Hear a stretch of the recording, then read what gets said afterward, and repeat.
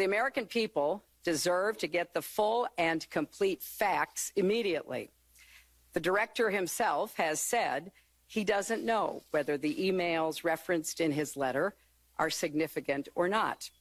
So obviously that is Hillary Clinton responding most recently here to the FBI Director James Comey, saying that he will in fact reopen this email investigation that's been plaguing her the entire campaign. You know, we're talking about someone who, again, running for the highest seat in this country, who really has a trustworthiness issue. I mean, magnified here. Your thoughts on that? Well, I think that if Hillary does get elected, that this case is never going to go away. I think that she just needs to come clean with the act that she has done.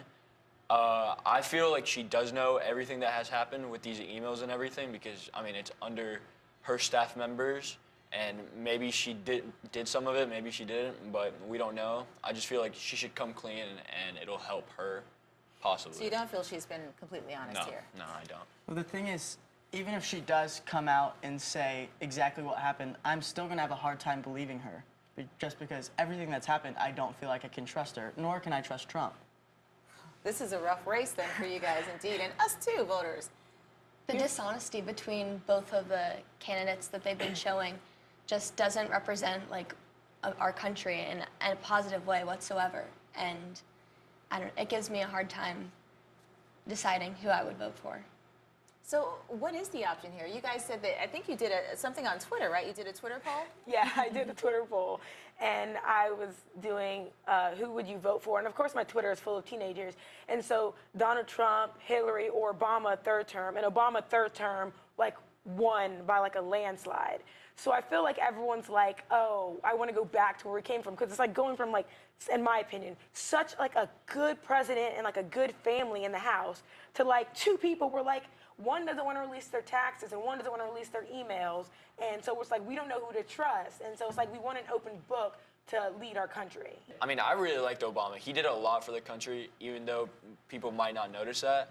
But he did the little things that really helped this country like move forward.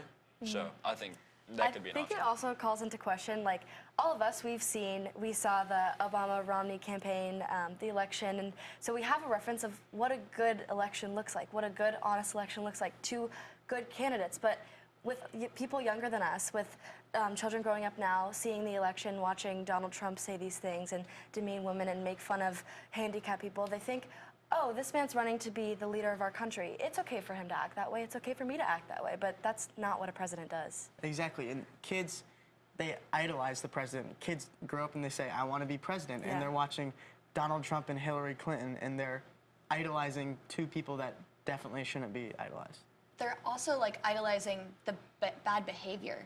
So they might grow up, their lack of exposure to a good candidate might have an effect on their judgment in the future. Gianluca, I know you have a Spanish background, and we've talked a little bit about Donald Trump and kind of his issues that he has put himself in the middle of when it comes to the Latino community. Your thoughts on that, and how has this kind of changed your conversation, even within your own family? Well, I can tell you that at the beginning of the race, my family was really against Trump because of everything he kept saying about Mexico, what he's going to do with like the border and all that, with the security, with building a wall even. And I know that he's apologized to the Mexican people, to the Latino community and all that, but I don't feel like that's enough, because once you say it once, and then, like Emma said before, you can just apologize for anything you want, and then if you think that's okay, then I really don't. And if you're saying it on national TV and trying to become president, the head of the country and everything, I don't think you should be saying that at all. I feel like if he can't see every person as a person, he can't see us all together as like one united country. He's like putting people on top of each other. Like, he mocked the disabled reporter. Like, that's like something you just can't do. Like, and he made fun of him like in the way of like he like moved his hand and he moved like his face. He made like a disgusting mockery of the reporter. And I feel like that's just so disgusting as a human being to do. And then also on top of it, to run as president and then have people like laughing at that, like his people, like, oh yeah, he's making fun, like people support that. I find that like there are disgusting people out there who are like willing to be like, that was a funny joke, making fun of a disabled person, or that was a funny joke when Trump called people out for what they're doing. Who wants to elect Rosemary for president? I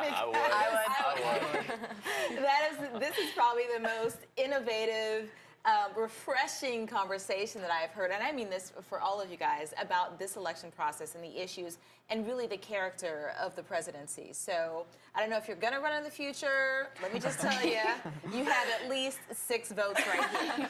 And probably the votes from our viewers. Thank you. Rosemary, Bryce, Emma, Gianluca, and Maddie, thank you so much for doing this. I know it was, a lot to get up kind of early here, but we really do appreciate it because from a kid's perspective, you guys are quote unquote kids, but you're the next generation. And next election cycle, you're going to be voting. But more importantly, whatever these presidential candidates, whoever wins this office, the rules and laws and precedent that they set will impact you directly. So thank you for your time. Thank you. Thank you. All right, this is our Teen Summit here on Fox 46 Charlotte. Hope you have enjoyed it, and don't forget, you still have time to get out there and cast your vote. Unlike these guys and ladies, if you are voting age, please go out and do that, and I'm sure they'll be casting their votes as quickly as they can. I'm Barbara Lash, and this is Good Day Charlotte.